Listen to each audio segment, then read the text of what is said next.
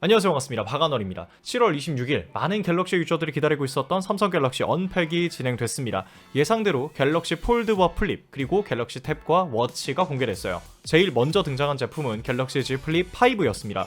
여러 개선점들이 있었는데 가장 중요한 건 앞쪽에 커버 디스플레이가 커졌다는 거겠죠. 이전 모델까지는 1.9인치의 상대적으로 작은 화면 비율이었지만 이번 Z 플립 5는 3.4인치로 굉장히 넓어졌습니다. 덕분에 좀 더 활용할 수 있는 부분들이 많아졌죠. 일단 플립의 가장 큰 장점인 폰꾸하기가 좋아졌습니다.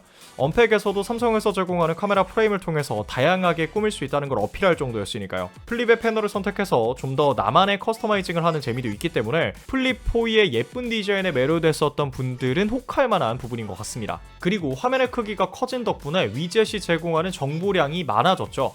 이게 뭐 언팩에서 광고한 것처럼 메시지를 보내는 것까지는 솔직히 무리라고 생각을 하는데, 캘린더를 보거나 알림을 확인하거나 카메라의 설정을 제어하는 등등에 활용할 수 있는 부분들은 어쨌든 많아졌기 때문에 이건 굉장히 큰 장점이라고 생각합니다. 플립의 가장 큰 정체성은 커버 디스플레이인데 이 커버 디스플레이 크기를 키웠다? 그것도 3배나? 이건 정말 좋은 선택이었다고 생각해요. 그리고 이어서 언급했었던 게 내구성입니다. 플립의 사용자들이 대표적으로 언급하는 단점이 2개가 있죠. 하나는 배터리, 하나는 내구성. 아무래도 접었다 펼쳤다 하는 그 과정에서 디스플레이가 깨지거나 아예 화면이 꺼지거나 힌지가 파손되는 등의 문제점들이 종종 있어 왔죠. 그래서 이번 모델은 내구성의 증대가 반드시 필요했는데, 일단 디스플레이 사이의 충격 흡수층 변경을 통해서 화면 내구성이 증대됐고 힌지를 이중 레일 구조로 설계해서 안정성과 내구성도 강화됐다고 해요. 그리고 덕분에 디스플레이를 접었을 때의 틈이 사라지게 됐죠. 물론 주름 개선의 언급은 없는 걸로 봐서 그 디스플레이 사이에 띄는 그대로인 것 같긴 한데, 그래도 사이 틈이 사라졌다는 것만으로도 저는 좋은 점수를 주고 싶습니다.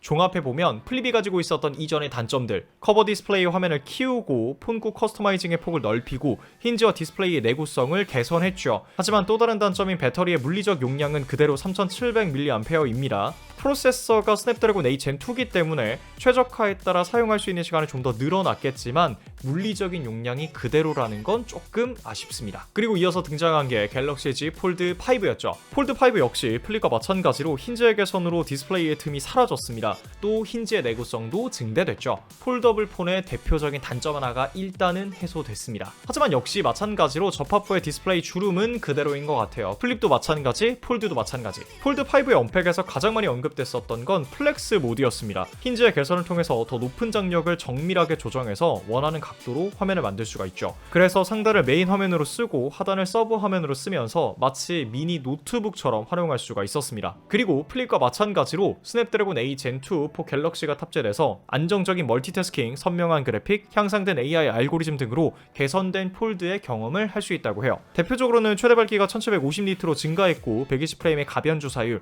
영화와 게임 등 콘텐츠를 가리지 않고 사용자의 경험을 최적화시키면서 생산성 강화에 힘을 줬다고 합니다. 마무리 멘트가 이제 갤럭시 Z 폴드는 주머니 속의 PC이다 였는데, 제품이 출시되고 나서 최적화가 얼마나 잘 됐는지는 봐야 될 것 같습니다. 그리고 언팩에서 따로 언급은 안 했는데 무게가 235g으로 10g이 줄었어요. 제가 생각하는 폴드폰의 가장 큰 단점은 무겁다는 거거든요. 그런데 10g 줄였다? 당연히 뭐 체감은 되겠지만 그래도 다음 시리즈에서는 조금 더 힘을 내서 경량화를 해줬으면 좋겠습니다. 그리고 이어서 등장한 제품은 갤럭시 워치였어요. 워치와 같은 웨어러블 기기들은 사용자의 헬스케어에 초점을 맞추고 있죠. 이번 갤럭시 워치 6는 수면의 질 개선 프로그램을 언팩에서 강조했고, 더불어 향상된 센서를 통한 심장건강 관리나 운동 시 목표 심박수 구간을 기본으로 제공함으로써 워치 본연의 헬스케어에 더 집중했습니다. 그리고 출시된 워치 시리즈 중에서 가장 얇은 베젤과 가장 큰 화면으로 가시성을 높였죠. 제가 기대했었던 이번 언팩에서의 갤럭시 워치의 최대 관건은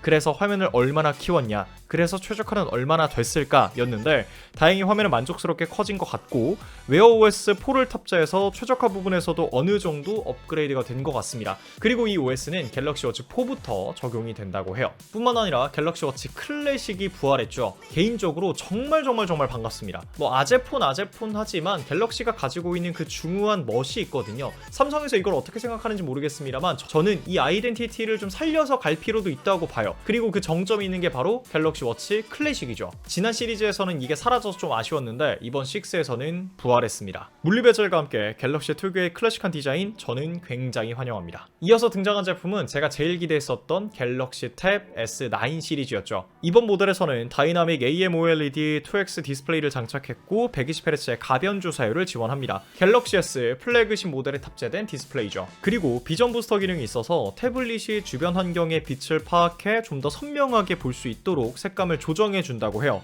제가 쓰고 있는 S22 플러스에서 이 비전 부스터 기능들을 한번 사용해 봤었는데 엄청 센 직사광선의 태양빛에 가끔 색감이 조정되거든요. 나쁘지 않아요. 꽤 쓸만합니다. 그런데 이 비전 부스터 기능이 갤럭시 탭 S9 시리즈에도 탑재가 됐죠. 물론 뭐 뙤약볕에 태블릿을 사용하시는 분이 있을까 싶긴 하지만, 그리고 갤럭시 탭 S 시리즈 최초로 IP68 등급의 방수 방진을 지원합니다. S펜도 마찬가지고요. 태블릿을 쓰다가 욕조에 담그는 것 정도까지는 커버가 되기 때문에 이 부분도 장점이라고 볼 수 있겠죠. 폴더블과 마찬가지로 갤럭시 전용 스냅드래곤 A 젠2가 탑재돼서 성능이 향상됐고, 구조를 재설계해서 디스플레이의 위와 아래에 동시에 열을 방출해 좀 더 오랜 시간 고성능의 작업이 가능하다고 합니다. 뿐만 아니라 베이퍼 체인버도 탑재돼서 발열 관리에 굉장히 많은 신경을 썼다고 해요. 오늘은 갤럭시 언팩 정리를 한번 해봤습니다. 폴드와 플립 모두 기존 사용자들이 입을 모아 지적했었던 단점들을 개선했고, 덕분에 고민하시던 사용자라면 이번에 구매를 고려해봐도 저는 꽤 좋을 것 같아요. 워치 역시나 당장에 보여줄 수 있는 장점, 화면 크기와 해상도를 늘렸죠. 갤럭시 탭은 최초로 방수 방진 지원에 다이나믹 AMOLED 패널, 향상된 프로세서까지. 개인적으로는 갤럭시 탭에 관심이 좀 있어서 이거 구매할까 고민을 좀 하고 있어요. 만약에 구매하게 되면 리뷰로 또 찍어 올리도록 하겠습니다. 오늘 제가 준비한 영상은 여기까지고요. 저는 다음에 다른 영상으로 돌아오도록 하겠습니다. 감사합니다.